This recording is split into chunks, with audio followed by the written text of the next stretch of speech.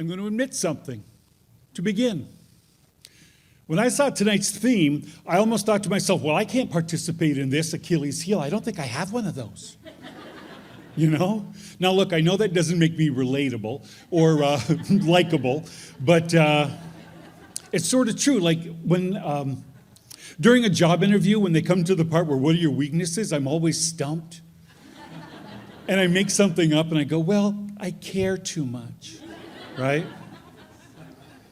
Or when I was a kid, I grew up Catholic, and we'd go to confession, be preparing for confession, and I would think, I didn't do anything wrong. You know, I don't have anything, what do I say when I get in there? So I would just report sins that I saw other people do. I'd say, yeah, I stole a sandwich from Lisa Kirby at lunch. I sassed back to Sister Marie Andre, our principal. See, I could be a tattletale and a child of God, right? So anyway, but I needed an Achilles heel for tonight, so I got my council of meddlers together. A group of people that I've known, you know, I've been fortunate enough to know 25, 30 years, and I said, all right, you guys, we got to make up an Achilles heel for me. And they go, make up an Achilles heel? Are you kidding me? One of the meddlers says, it's flattery. You are a sucker for flattery. And I went, no, I'm not. But then I remembered the time I almost joined a religious cult because somebody said that they liked my coat. Because I was living in Boston and I was on the train and this girl goes, I like your pea coat. And I thought, I will follow you to the ends of the earth. So I followed her to a recruitment meeting for a religious cult. And here's the thing. I don't know if you've ever been to a recruitment meeting for a religious cult. Religious cult? Religious cult? Anyone?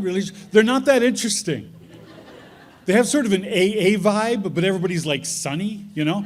And everybody kept saying, Joshua's coming. Joshua will be here. Wait till Joshua gets here. And I said, oh, all right. You know, I thought maybe he went like on a beer run. I just gotten out of college.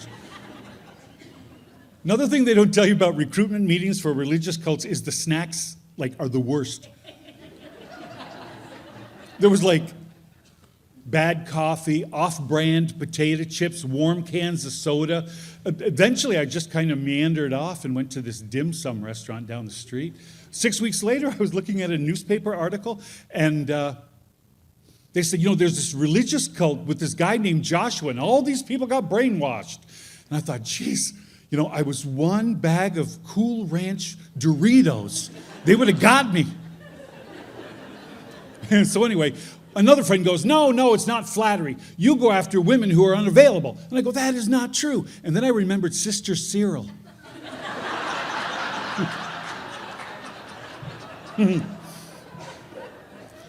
Hear me out. So, she was my first grade teacher. And you might be like, unavailable, she's a nun. I go, she wasn't a total nun, if you know what I mean. She still wore like a white habit, right? She hadn't taken the plunge yet. She wasn't married to God. You know, like they were dating. Yeah, they were dating. But she hadn't done, you know, everything. And I thought, I got a chance, right? And if you knew her, though, you'd understand she was so awesome. She like broke the rules. She'd play soccer with us during, you know, like on the playground, or at lunch. She'd let us watch Days of Our Lives. Oh man, it was like, oh, you know, I'm really worried about Carolyn, you know. And one time in the middle of the day, she goes, I'm bored. Let's make macaroni art. And I'm like, that's a girl. That's my girl, you know. So at the end of the year, she leaves, and apparently she left the nunhood altogether, probably just as well. But I saw her again 3 years later because I was an altar boy and I was serving Mass, and I came out, and there she was. There was Sister Cyril, except she wasn't Sister Cyril anymore. She was still wearing like white. She had like a white sweater and a white a mini skirt and white go-go boots. It was the 70s, y'all. And she had all this blonde hair piled up on her head, and she was smoking a cigarette. And I didn't know what to say, so I walked up. I go, hello, Sister Cyril. She goes, no, honey, you can call me Beverly. Beverly, right? But you guys, we were doomed. If God couldn't tame her, what chance did I have, you know? So another one of my friends goes, you guys are wrong. Your Achilles heel is you don't like people knowing that you grew up a small town hick. And I was like, that's not true. But you guys, it's totally true. I was not always the sophisticated creature you see before you. By the way, I'm well aware that I look like one of those comics that does the college circuit and wears like a blazer and jeans and sneakers because he's irreverent, or a youth pastor that sits backwards on a chair. I know. But here's the deal. I grew up 11 Brown Street, Malone, New York, you know, down the block from the Glazier's hot dog factory. We had a brook behind our house, and everybody said, don't go in the brook on Thursdays because that's when they release the hot dog water. For real. And they go, if you go in, you're going to come out all red. And we're like, oh, don't want that. So we didn't. By the way, I do want to say that I never saw any evidence of this, just to let you know, though it's real good fishing, so you tell me.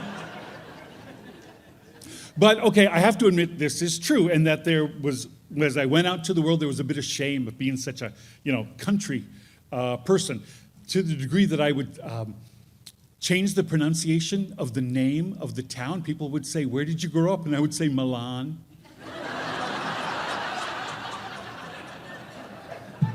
They would say, Milan, Italy, fashion capital of the world. And I'd go, no, Milan, New York, home of the Franklin County Fair. We have Bingo Bessie. Does that mean anything to you? I tell you what. I will say that that one, I've gotten over a little bit, though it still comes out every once in a while. If I haven't gotten enough sleep or whatever, I'll say, oh my God, I'm tired. It'll come out, night fight.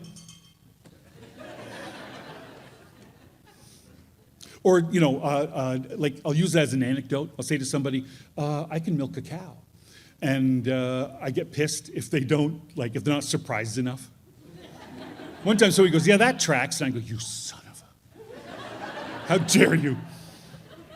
But here's the deal. I went into that night thinking, I don't have an Achilles heel. And then I came out of that night thinking, I'm about 80% Achilles heel. And 20% adorable. But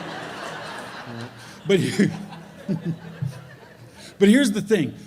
I swear to God, it's very humbling, obviously, but also surprising because everybody else saw all these things. I was essentially living in a fishbowl of Achilles heel, and there I'm trying to hide everything, even from myself, and it's all there out in the world.